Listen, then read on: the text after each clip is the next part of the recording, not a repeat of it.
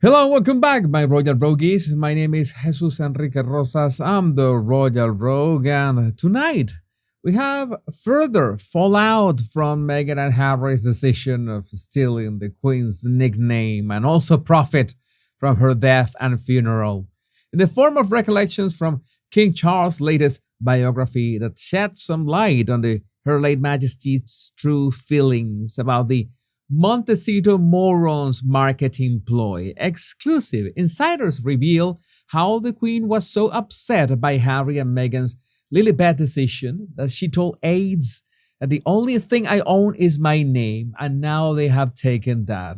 The royal row that troubled Her Majesty in twilight of her reign.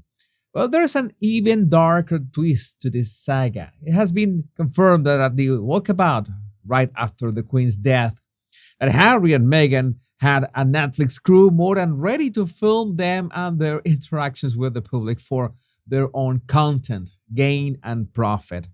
It is a good thing that William saw through it and decided to make a joint appearance, as infuriating as it could have been, to stop the grotty grifters from doing such a disturbing display of evil.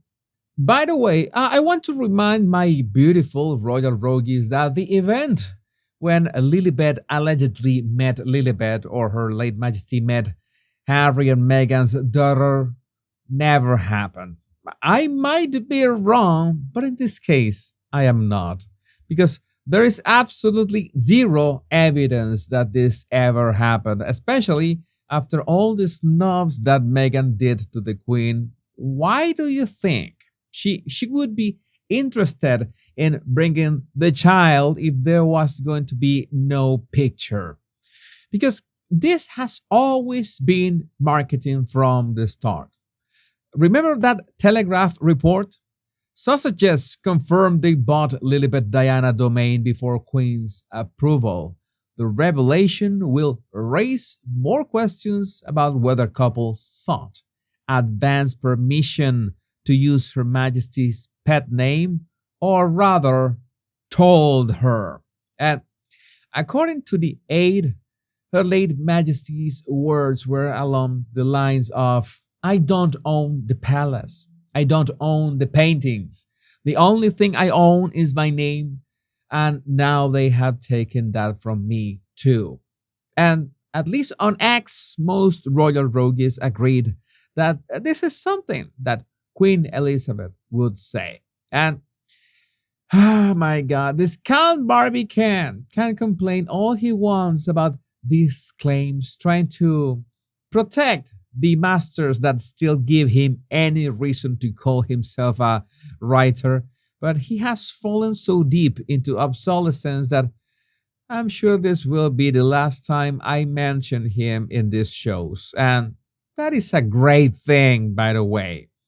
But the pieces are starting to fit in the picture one by one. Meghan's mole. Now it makes sense why Meghan Markle was being a complete to William's staff.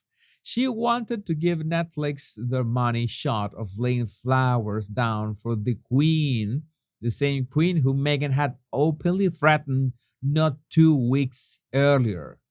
Meghan Markle is a deplorable POS. And I couldn't agree more. And according to TASS, no wonder Meghan fought with aides to keep flowers from the well wishers. It was about making her look good. This is sickening. But I think most people knew they were up to something, as many spotted that what looked like a recording device under her dress. They are diabolical. And we already knew this a long time ago, thanks to Bart Jack, who had already warned us about the bombshell that hasn't been talked about much. A quote back in 2022. The use of Her Majesty the Queen's private personal pet name was not looked upon favorably by several in the royal family. She was also not consulted prior. Thanks, Bart Jack, for your service. Also, Ingrid Seward's article. It took a lot to push the Queen over the edge, and despite her anger, the hijack of her childhood nickname, she remained brave and dutiful to the end. Even in her final days, the Queen had never let the public know how badly her health was failing or the physical difficulty she was in. It is the more upsetting then to learn about the pressure she faced in private thanks to the actions of her grandson Harry and wife Meghan, the Duke and Duchess of Sussex. Already shaken by Brexit and by claims made in the Sussex interview with Oprah, prompting a recollections may vary response from the palace, we now learn the Queen was thrown into yet more turmoil over the naming of their second child. When they choose to call their daughter Lilibet, the Queen's childhood nickname still used by close friends and family, the Sausages claimed she had willingly given her consent. It took a lot to push the Queen over the edge. During her long reign, she had dealt with bereavement, suicide threats, infidelities, and divorce.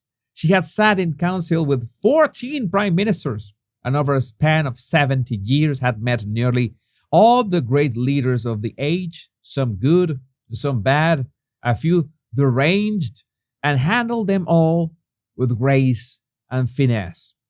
In that time, she had shown herself to be a woman of will, determined to carry out her duties in her own way, according to her own beliefs. Carry them out she did until the very last moment.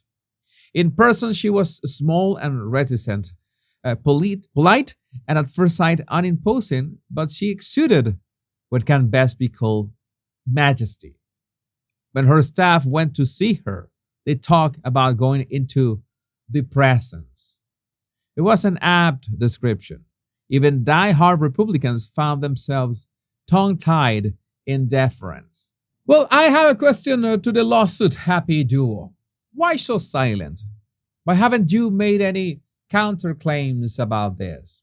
Why are you accepting everything that's being thrown at you in another biography? Again, the only one that has come forward is this Count Barbican, and he hasn't even denied the claims because he can't. Well, I think it's unfair that you're demanding him to do your work. 2024 was set up to be, what were the words? Your year of redemption. I don't think so. I think the most you can expect from this year is exposure.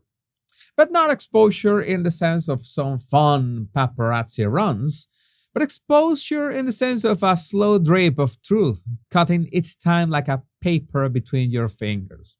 It's like a subtle cut between those palms at home, inch by inch, which you will not have the means to deny or refute, because there will be no money left. Rest assured that any public appearances from now on are going to be received with more and more scorn. 2022 and 2023 are nothing compared to what's coming to you. But my Royal Rogues, I would love to know what you think about this in the comments. And remember to download my 100 and free body language tips in the description of this video. My name is Jesus Enrique Rosas. I'm the Royal Rogue. Much love and bliss.